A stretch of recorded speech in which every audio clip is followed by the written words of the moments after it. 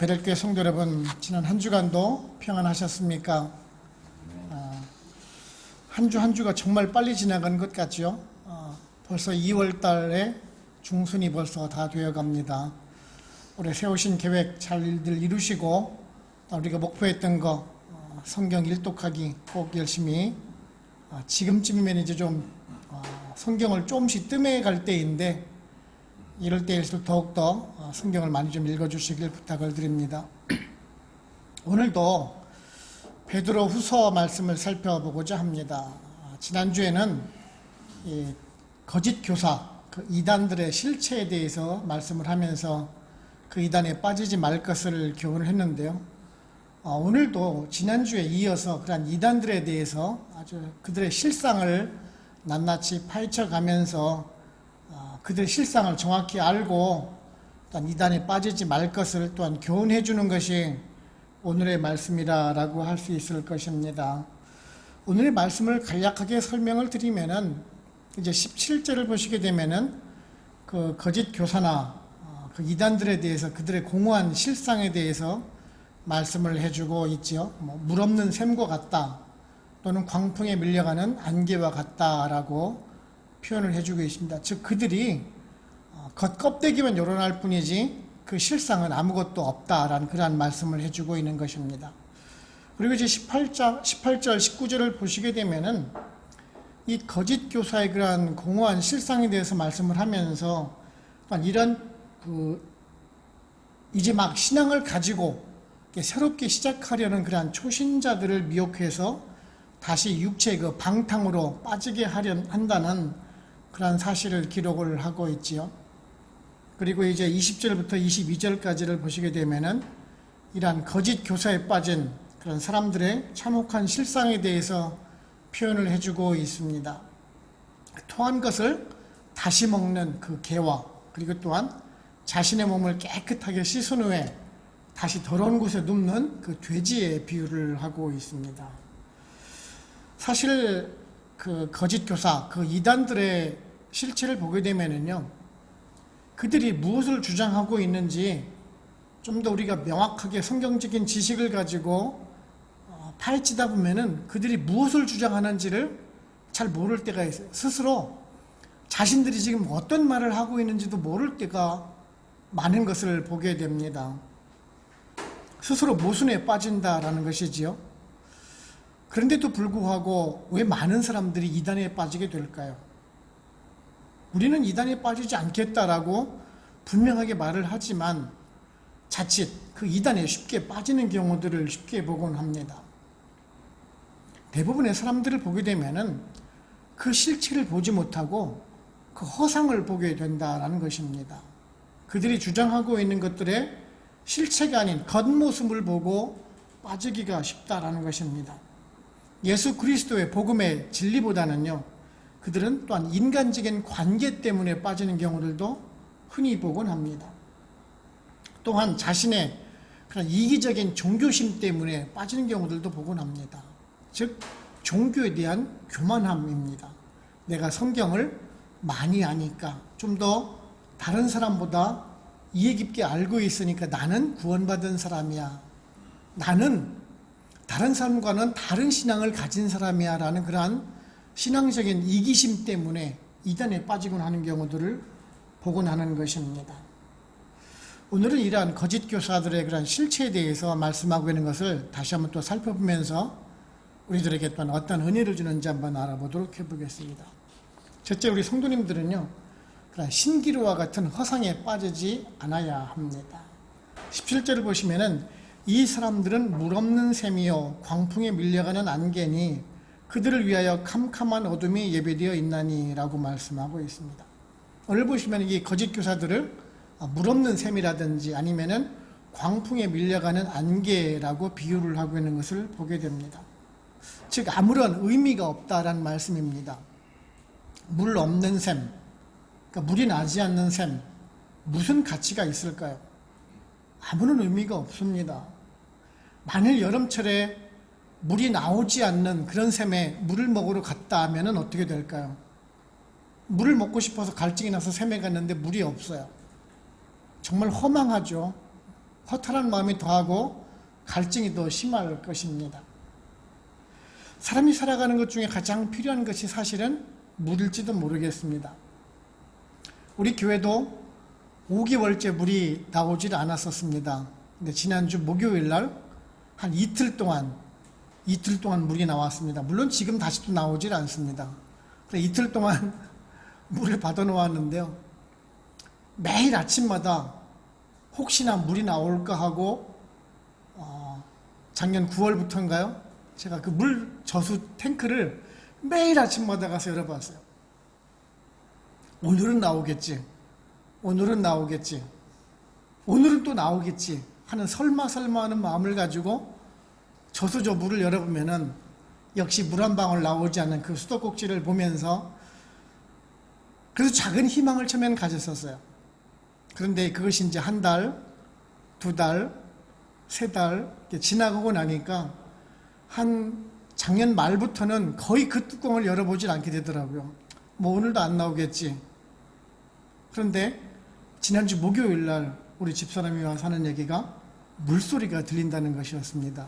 나가보니까 정말 물이 떨어지더라고요. 얼마나 반가운지 물을 받고 처음으로 아마 이불 빨래를 했다고 너무 좋아하는 모습을 보았습니다. 사실 물이 그만큼 중요하겠지요.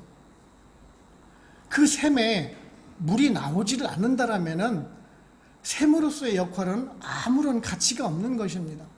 안 그렇겠습니까? 바로 곧 그렇다라는 것이에요. 거짓 선지자 이단들이 하는 얘기가 물이 없는 샘과 동일하다라는 거예요. 진리가 없는 그런 허상만 얘기를 하고 있다라는 것이죠. 그들의 말을 들어보면은 무엇인가 신비한 것이 떨어지는 것처럼 얘기들을 합니다. 마치 신기루처럼 말입니다. 여러분들 신기루가 무엇인지 아시죠? 제가 잠깐 사진 준비했는데 잘 보이는지 모르겠습니다.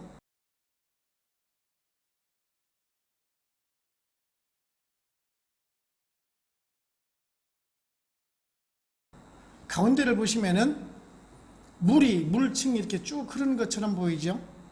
좀 보이십니까? 여러분들이 아마 뜨거운 여름철에 아스팔트 저 멀리를 봐도 물이 있는 것처럼 보이실 것입니다. 그것은 뭐냐면은 그 불안정한 대기층에서 빛의 굴절 때문에 생기는 것입니다. 사막을 여행하시는 그 여행자들이 그 사막 저 멀리 보게 되면은 오아시스가 있는 것처럼 보입니다. 너무나 갈증이 심한 나머지 저곳을 가면은 물이 있겠다, 오아시스가 있겠다 싶어서 정신없이 달려가죠. 근데 달려가도 계속 그 멀리 보이는 것입니다. 그래서 그 물을 쫓아가다가는 결국에는 죽게 되는 것이 신기루지요. 마찬가지라는 것입니다. 그 신기루를 따라가다 보면 갈증이 더 생기고 더 조급해지고 결국 죽음만이 기다리고 있듯이 그 위험한 것이 바로 곧 그런 이단들이라는 것입니다. 그렇다면 우리들의 영혼의 갈증을 해결해 줄 샘물은 어디에 있습니까? 성경을 보시게 되면은 그 유일한 생명은 하나님과 그 유일하신 아들 예수 그리스도에게 있다라고 분명하게 말씀을 해주고 계십니다. 요한복음 4장 14절을 보시면은요, 내가 주는 물을 마시는 자는 영원히 목마르지 아니하리니 내가 주는 물은 그 속에서 영생하도록 솟아나는 샘물이 되리라 라고 말씀해주고 있는 것입니다. 이단들을 보게 되면은 오늘과 같은 성경 구절의 말을 그대로 인용을 하죠. 자신들이 샘물이라 라고 말입니다. 근데 그 성경의 말을 인용을 하지만 과연 그들이 진리를 주느냐라는 얘기예요. 샘물이 아니라 오히려 오염된 썩은 물을 준다라는 것이죠. 제가 지난주에도 말씀을 드린 적이 있는데요. 제 고향 후배가 그 JMS 정명석이라는 단체에 들어갔다라고 말입니다. 그곳에서요, 생명수를 팔아요. 물통에다가 물을 받아가지고 다니면서 생명수라고 팝니다. 저희 집에도 왔었어요. 제 아버지께서 이제 뭐 신장 투석도 하시고 몸이 많이 불편하실 때 그거 먹으면 신장도 낫고 당뇨가 완치된다 해가지고 그 물을 팔러 제 후배가 온 적이 있습니다. 충남 금산에 있는 자기네 JMS 단지 내에 있는 샘물이에요. 그런데요, 그 샘물을 사먹는 사람들이 있다라는 것이에요. 왜 그럴까요? 그들이 주로 찾아가는 사람들을 보게 되면은 암 환자나 불치병 있는 사람들을 대상으로 찾아갑니다. 가서 이 물을 먹으면은 새롭게 다시 태어날 것이다라고 얘기를 하면서 물을 팝니다. 당신의 병이 깨끗하게 나을 수 있을 것이다라고 얘기를 합니다. 불치병이 있는 사람들, 난치병이 있는 사람들, 뭐 하나라도 붙잡고 싶은 사람들이에요. 그 사람들에게 그 물을 가져다 주면서 치료된다라고 할 때 그 사람들이 과연 안 사 먹겠습니까? 사 먹겠지요. 바로 그것을 노린다라는 것이에요. 사람들의 심리를 이용하는 것입니다. 그냥 물이에요, 맹물. 똑같은 맹물인데도 불구하고 그것을 판다라는 것입니다. 산에 가면은 약수터라고 있죠. 등산을 하면은 많은 사람들이 그 약수터에 물을 뜨러 갑니다. 물론 우리가 집에서 먹는 그 물보다 조금 더 건강한 물일 수가 있어요. 근데 사실은 그 물을 먹기 때문에 건강합니까? 그 물을 뜨기 위해서 산에 올라다니느라고 운동을 해서 건강한 것 아닙니까? 그렇지 않습니까? 물은 그냥 맹물입니다. 오늘 이런 자들을 위해서 베드로 사도는 말씀하기를 캄캄한 어둠이 예비되어 있다라고 말씀을 하고 있습니다. 이들 앞에는 어둠만이 있다라는 것입니다. 여러분들 이런 거짓 교사들 얘기하는 생명이 여기 있다 저기 있다 하는 그런 말들에 유혹되지 마시고요. 여러분들은 늘 성경의 말씀만을 묵상해 가시면서 주님과 기도로 교통하심으로 말미암아 그런 이단 사설에 넘어가지 않고 진리를 사수하실 수 있는 저와 여러분들 되시기를 바랍니다. 두 번째는요, 오직 주님만이 자유를 주신다라는 것입니다. 19절을 보시면은 그들에게 자유를 준다 하여도 자신들은 멸망의 종들이니 누구든지 진 자는 이긴 자의 종이 됨이라 라고 말씀하고 있습니다. 오늘 말씀 보게 되면은 주어와 서술어 부분이 좀 이렇게 명확하게 구분이 되어 있지 않기 때문에 조금 어려운 말일 수가 있는데요. 그들, 거짓 교사에게 자유를 준다라는 말이 아닙니다. 오늘 말씀 좀 직역을 해보면은 그들이 너희에게 자유를 준다고 약속할지라도 그들 자신은 부패하여 썩어질 종들이라 라고 말씀하고 있는 것입니다. 여기서 이제 또한 그 진자라는 것은 그 거짓 교사를 말씀하는 것이고요. 이긴 자는 썩어서 멸망할 자들을 말씀하고 있는 것입니다. 즉 거짓 교사 이단들은요, 그 썩어질 것을 피하지 못하고 그것에 빠진다, 그것의 종들이 될 것이다 라는 그런 말씀을 하고 있는 것입니다. 이것은요, 당시 그 전쟁에서 패배한 사람들이 그 승리한 자들의 그 종이 된다라는 그러한 그 관습에서 비롯돼서 이 예화를 든 내용들인데요. 오늘 말씀을 이해하시기 위해서는 당시의 그 상황을 좀 이해할 필요가 있는데요. 당시의 그 소아시아 지역들은 대부분 다가 로마의 속국의 지배하에 있던 나라들입니다. 그러니까 식민 지배하에 살아가던 사람들이라는 것이죠. 한국을 얘기하면은 예전에 일제시대 때 식민 지배하에 살고 있던 그 민족이라고 생각을 하면 될 것입니다. 즉 자신들의 그 나라도 없어진 상태에서 일종의 제약을, 자유를, 속박을 받게 되어 있죠. 로마에서 물론 자치권도 조금은 인정을 해줍니다. 자유도 조금씩은 주지요. 하지만 완전한 자유를 받은 민족은 결코 아니라는 것이죠. 만일 그런 상황 속에서 자유를 준다라고 얘기를 하면은 어떤 기분이 들까요? 내가 자유를 속박받고 있는 상황에서 자유를 준다라면은 정말 유혹을 받을 수밖에 없다라는 것이죠. 아주 달콤한 유혹입니다. 믿음이 약한 그 초신자들을 향해서 지금 이러한 자유를 준다라고 지금 유혹을 하고 있는 것입니다. 우리 교단에, 그러니까 즉 우리 이단들의 거짓 교사에 들어오게 되면 너희들이 지금 다른 사람들을 지배할 수 있는 권력을 가지게 될 것이다. 그리고 막대한 경제적인 이득을 통해서 너희가 부자가 될 것이다 라고 유혹을 하고 있다라는 것입니다. 제가 계속 말씀을 드리지만 그 JMS 들어갔던 그 후배가 빠져나오지 못하는 그 이유가 무엇입니까? 가난한 농촌에서 경제적인 지원을 받고 있기 때문에 그렇습니다. 그 제임스 단체로부터 자기 집에다가 돈을 붙여주니까 그곳에서 빠져나올 수가 없는 것입니다. 도움을 받고 있기 때문에 그렇죠. 요즘 유행하는 여러분들 신천지 아시지요? 그 신천지에 집화장뿐만 아니라 좀 더 중간 간부급 정도 되는 부집화장 정도 되면 연봉이 어느 정도 되신 줄 아십니까? 1억 5천입니다. 그 부집화장급 정도가 연봉 1억 5천이에요. 그리고 작은 팀장 정도 되면 1억 정도 받습니다. 왜 젊은 사람들이 열광을 안 하겠습니까? 그 팀장, 부집화장이 되기 위해서 시험까지 보고 납니다. 정말 치열하게 공부합니다. 여러분 유튜브 가서 보시게 되면은 그 신천지가 시험 보는 장면들이 동영상 유튜브에 나온 것도 있어요.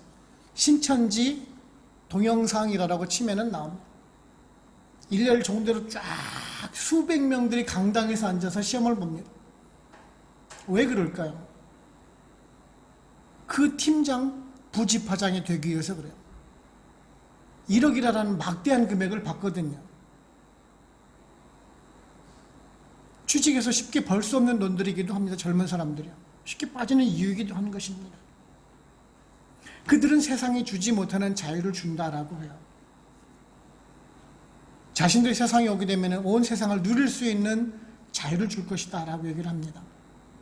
그 자신들은 승리자가 될 것이다 라고 얘기를 해요. 근데 승리자가 되어야지만이 과연 자유를 누릴 수가 있습니까? 미국의 예를 들어보게 되면은 미국의 남북전쟁이 있었지요.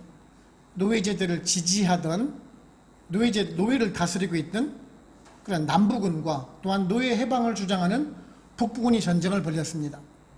어디가 이겼습니까? 북부군이 이겼지 않습니까? 그래서 노예 해방이 되는 것이에요. 이긴다라고 해서 그 자유를 얻는 것이 결코 아니라는 것이죠. 사실은 자유를 외치는 사람치고 자유신봉주의자인 사람은 제가 보지를 못하였던 것 같습니다. 그들이 아무리 자유라고 외치지만은 사실은 알고 보면은 오히려 더 자유를 억압하고 또한 진정한 자유가 무엇인지를 모르는 사람들이라는 것이죠. 우리들도 그렇습니다. 지금 여러분들이 행동적인 제약을 받습니까? 자유를 누리지 못하고 살아갑니까? 아니지 않습니까? 우리는 행동에서 죄랍게 행동을 하고 있습니다. 오늘 말씀하고 있는 그 자유라는 것은요, 그런 물리적인 행동적인 자유를 말씀하는 것이 아니라 신학적인 의미로서는 바로 그 원죄로부터의 자유를 말합니다. 원죄, 즉 아담이 지은 그 원초적인 그 죄로부터 해방되는 것을 말을 해요. 구약시대에는 그 죄로부터 해방이 되지를 못하였죠. 늘 죄를 짐으로 인해서 그 죄를 없애기 위해서 희생제물을 드려가면서 내 죄를 용서를 받았지만 지금 우리는 예수 그리스도를 만남으로 인해서 우리에게 죄를 용서받지 않습니까? 바로 그것이라는 거예요. 그래서 우리의 그 죄로부터, 원죄로부터 우리가 해방되었다라는 것이 그것으로부터의 자유를 의미를 하고 있는 것입니다.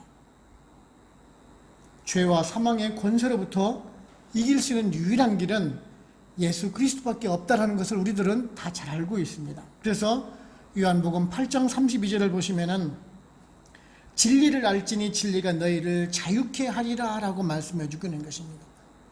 그 자유가 바로 곧 그 원죄로부터의 자유인 것입니다. 우리들의 행동의 자유가 아닌 것입니다. 그 죽음을 이긴 사람이 누가 있습니까? 아무도 없습니다. 사람으로 태어나서 그 죽음의 자유를 이긴 사람은 어느 누구도 없다라는 것이에요. 이단들조차도 그 죽음의 자유로부터 이긴 사람이 아무도 없어요. 오로지 예수 그리스도 한 분밖에 없다라는 것이에요. 그런데 그 죽음의 자유로부터 이기지를 못한 사람이 무슨 자유를 준다고 하겠습니까? 그 말 자체가 거짓이라는 거죠. 로마서 8장 2절을 보시게 되면요, 이는 그리스도 예수 안에 있는 성령의 법이 죄와 사망의 법에서 너희를 해방하였습니다 라는 그 말씀 우리 모두 다 기억을 하시고요. 정말 길과 진리이신 예수 그리스도를 우리가 인정하고 그분의 말씀만 믿고 인정하심으로 말미암아서 정말 그 주님 주시는 그 참 자유를 누려 나가실 수 있는 저와 여러분들 되시기를 바랍니다. 세 번째는요, 이 주님 주신 이 자유를 선한 일에 사용을 해야 합니다.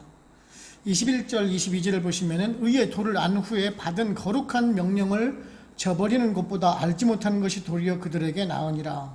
참된 속담에 이르기를 개가 그 토했던 것에 돌아가고 돼지가 씻었다가 더러운 구덩이에 도로 누웠다 하는 말이 그들에게 응하였도다 라고 말씀하고 있습니다.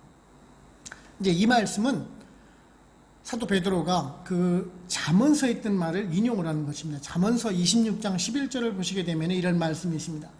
개가 그 토한 것을 도로 먹는 것 같이 미려는 자는 그 미려는 것을 거듭 행하느니라 라고 말씀하고 있습니다. 근데 이제 오늘 말씀을 보시면 이제 그 돼지에 대한 말씀은 없는데요. 사실 이 돼지에 대한 말씀은 당시에 그 이스라엘 백성들이 잘 알고 있던 그 아이키르의 이야기란 그런 관습에 의한 그 이야기를 인용한 말입니다. 개와 돼지를 비유를 들어서 말입니다. 그 죄악 가운데 살아가던 사람들이 다시 우리가 예수 그리스도를 믿음으로 말미암아서 새롭게 됐는데 다시 그 이단에 빠짐으로 말미암아 다시 그 죄의 구덩이로 다시 돌아가는 그런 비참한 실상에 대해서 말씀을 하고 있는 것이죠. 그런데 좀 특이한 것은요, 예수님께서도 이러한 개와 돼지에 대한 말씀을 하신 적이 있다라는 것이요. 마태복음 7장 6절을 보시면은 거룩한 것을 개에게 주지 말며 너희 진주를 돼지 앞에 던지지 말라. 그들이 그것을 발로 밟고 돌이켜 너희를 찢어 상하게 할까 염려하라 라는 그런 말씀이 있습니다. 그 당시에 지금 요즘은 안 그렇겠지만은 개와 돼지는 그 부정한 동물의 그 상징입니다. 불길한 동물로 간주를 하고 있을 때지요. 하나님을 알지 못하는 그 이방인을 지칭을 할 때 이 개와 돼지라는 단어를 쓰기도 합니다.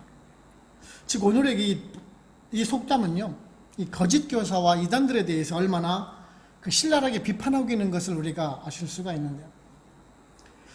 우리 성도들이 어떤 사람들입니까? 예수 그리스도를 믿음으로 말미암아 우리가 죄에서 벗어나서 깨끗하게 된 사람들이라는 것이지요. 그런데 이제 다시 또 그 이단에 빠져서 죄악으로 돌아가게 된다라면은 어떠한 상황으로 다시 돌아가겠냐라는 얘기예요. 오늘 말씀은 개와 돼지처럼 다시 내가 토했던 것을 집어먹고 깨끗하게 씻은 것을 몸을 다시 또 더러운 것을 눕는 것과 동일하다라는 것을 말씀을 해주고 있는 것이죠. 예수 그리스도께서 우리들을 위해서 십자가에 피 흘리심으로 말미암아 우리들은 깨끗하고 자유함을 얻었습니다. 그런데 사실 우리가 자유함을 얻은 사람으로서 자유롭게 살아가고 있느냐라는 것이에요. 많은 사람들은 이제 우리가 그리스도인이라 하면서 사실 이제 그리스도인답지 못한 삶을 살아갈 때가 참 많이 있습니다. 나는 성도라라고 하면서 정말 세상 사람들보다 더 못한 일을 하는 그런 경우들을 흔히 보곤 한다라는 것이죠. 제가 지난주에도 기독교 종합 테마파크에 대해서 말씀을 드린 적이 있는데 그들이 주장하는 것을 보게 되면은 그 기독교 종합 테마파크를 만들어서 하나님께 영광을 돌린다라고 말을 합니다. 많은 사람들에게 그 예수 그리스도의 동상, 높이 137m의 동상을 만들어서 고속도로를 지나는 많은 사람들이 그 동상을 보면서 예수 그리스도를 알기를 원한다라고 얘기들을 하지요. 그 전도하는 방법이라고 얘기를 합니다. 근데 사실 우리가 그런 동상을 봐야지만 예수 그리스도를 믿을 수가 있습니까? 우리 주변을 보게 되면은 뭐 차에도 십자가를 달아놓기도 하고 곳곳에 십자가가 없는 곳이 없습니다. 그렇죠? 늘 우리 주변에 있는 것이 십자가라는 것이죠. 10계명 중에 두 번째 계명이 있습니다. 우리를 위하여 새긴 우상을 만들지 말라라고 합니다. 어떤 형상도 만들지 말라라고 해요. 왜요? 잘못 믿을까 봐 그래요. 그것을 통해서 다른 이득을 취하는 사람들이 있을까 봐 그러는 거예요. 바로 곧 그런 사람들을 위해서 하는 말씀. 구약시대에 만들었던 금송아지와 예수상 137m짜리 동상을 만드는 것하고 무엇이 다르단 말입니까? 똑같은 거예요. 그들은 그것을 통해서 자기들의 사리사욕을 채우고자 했다라는 것입니다. 진정한 자유는 그런 동상을 세울 자유를 말하는 것이 결코 아니라는 것입니다. 우리를 죄에서 속박해 주신 그 자유라는 것을 왜 모르는지 모르겠습니다. 주님께서 주님 스스로 주님 자신을 위해서 십자가에 지었습니까?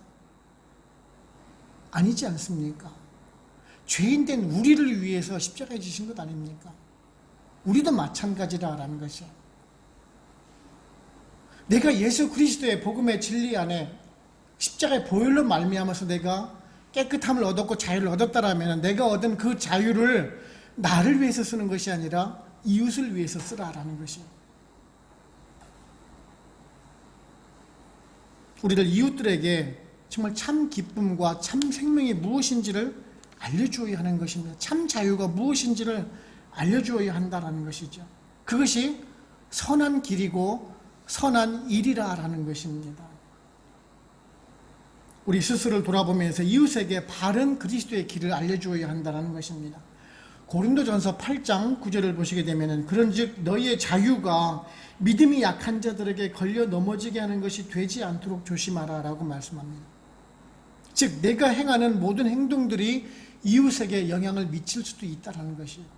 그렇기 때문에 내가 가진 자유를 남용하지 말고 주의해서 사용하라라는 것입니다. 우리 성도님들은 이 주님 주신 자유를 부디 선한 일에 사용하시기 바랍니다. 그럴 때 주님께서 우리들에게 삶 속에서 참된 기쁨과 소망을 주실 것입니다. 결론적으로 말씀드리면요, 여러분들도 혹시 들어보신 적이 있으신지 모르겠습니다. 신옥주라는 사람이 있습니다. 들어보셨습니까? 신옥주 못 들어보셨어요? 그는 에덴원 공동체라는 것을 봉사단체를 처음에 하곤 했었습니다. 그것이 무엇인가 하니 호스피스 병동입니다. 즉 죽음을 앞둔 사람에게 이제 평안한 죽음을 맞이하기 위해서 봉사하는 단체가 있었습니다. 그곳에서 처음에는 봉사를 했었습니다. 그러다가 이제 본인이 성령 체험을 받았다라고 해서 본인 이제 신유의 은사가 있다라고 해서 그가 이제 스스로 목사가 됩니다. 그래서 은혜로 교회라는 것을 세우게 됩니다. 그리고 주로 이제 전도 대상을 삼는 사람들이 바로 곧 그러한 사람들입니다. 말기 암 환자를 대상으로 해서 포교 활동을 벌입니다. 조금 전에도 얘기를 했지만 말기 암 환자라든지 죽음을 앞둔 사람에게 있어서는 지푸라기 하나라도 잡고 싶은 사람들입니다. 그들에게 내가 신유의 은사가 있다가 내가 너희를 치료할 수 있다, 내가 깨끗함을 허용해 주겠다라고 기도를 해주면서 그들에게 기도를 해줍니다. 타작마당이라고 해가지고 사정없이 두들겨 팹니다. 뺨을 때리고요, 서로 간에 뺨을 때리게 하고, 그러다가 자신의 신도들을 데리고 이주를 합니다. 어디로 가요? 피지라는 곳으로 갑니다. 남태평양에는 피지로 집단 이주를 합니다. 많은 사람들이 그 피지에 가가지고 사탕수수 농장에서 일을 합니다. 그들만의 공동체를 세워, 그리고 주님의 재림을 기다리면서 그 은혜로 교회라는 걸 했었어요. 한국에 있는 사람들로 하여금 그 피지로 자꾸 끌어들입니다. 유혹을 해서. 대문짝만하게 신문에도 났었죠. 그가 얘기하고 있는 것이 바로 그것이에요. 피지 정부와 결탁을 했어요. 그래서 토지 180만 평을 분할을 받습니다. 빈 땅을 우리가 농사를 져서 세금을 내겠다 그러는데 그 땅을 빌려준 거예요. 피지에서. 그 180만 평에게 성도들에게 그곳에서 일을 하면은 너희들이 사탕수수를 가지고 수확한 것에 막대한 이익을 가질 것이다. 이것을 가지고 돌아가게 되면 너희는 떼부자가 된다. 식당을 운영하게 돼서 너에게 식당 운영권, 너에게 무슨 운영권을 준다라고 하면서 유혹을 하는 것입니다. 성도들이 그것을 혹해서 그 은혜로 교회에 엄청난 이단에 빠진 사람들이 부지기수였었습니다. 왜 사람들이 그곳에 빠질까? 무엇 때문에? 두 가지죠. 심간 불치병을 앓고 있는 사람들은 자신의 병이 나을까봐 가는 거죠. 그리고 가난한 사람들은 그 신옥주를 통해서 무엇인가 경제적인 막대한 이득을 얻을 것을 기대하고 간다라는 것이죠. 근데 왜 그런 현상이 이루어졌을까? 우리가 한번 원론으로 한번 돌아가 볼까요? 왜 그런 현상들이 이루어졌을까? 현대 종교가 낳은 번영신학의 뿌리라라는 것이에요. 우리를 마음속에 가지고 있는 그런 물질 만능주의, 그 번영신학에 젖어 있기 때문에 쉽게 우리가 그런 종교라는, 사입이라는 것을 모르고 종교라는 그 허상에 빠져서 그곳에 빠지게 된다라는 것이에요. 현대 신학이 낳은 괴물이라는 것이에요. 우리들은 이단에 빠지지 않을 거라고 얘기를 해요. 나는 그런 이단에 빠지지 않아요. 나는 그런데 결코 안 속아. 그런데 쉽게 빠지는 것이 사실 오늘날의 현실이에요. 제가 제2의 종교개혁이 필요한 시점이 지금이라고 얘기를 했죠. 정말 우리들의 신앙을 한번 되돌아볼 때라는 것이에요. 과연 예수 그리스도가 나한테 어떠한 존재인지를 알아야 된다는 것이죠. 내가 예수 그리스도한테 내가 어떤 존재일까? 내가 또한 예수 그리스도가 나에게 어떤 의미로 다가오는지를 다시 깨달아야 되는 시기가 아닌가 싶다는 것이죠. 그것을 통해서 우리들의 신앙이 다시 정립이 되어야 된다는 것이죠. 그럴 때 이단에 빠지지가 않을 수가 있습니다. 그것이 아니라 예수 그리스도가 그 하나님이 나에게 무엇인가를 채워주는 존재라고 생각을 한다면 이단에 빠지기가 쉽습니다. 왜냐? 그 하나님이 나의 모든 것을 채워주는 분이니까 그래요. 지금의 많은 신학들이 그렇게 우리들을 가르쳐 왔다는 거예요. 하나님께서는, 예수 그리스도는 나에게 무엇인가를 주시는 분이라고만 알고 있다는 것이죠. 물론 줘요. 아플 때 병 낫게 해주시고 우리를 굶지 않게 해주시고 일용할 양식을 주세요.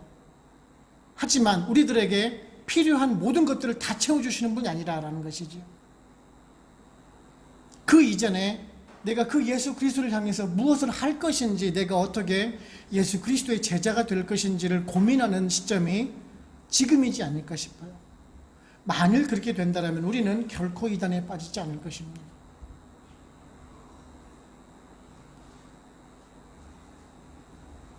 진정한 예수 그리스도가 나의 구원자가 되시고 나의 구세주가 되실 때, 내가 예수 그리스도의 진정한 죄자가 되었을 때 그 이단은 이단이 되지 못하고 그저 사이비에 불과한 것입니다.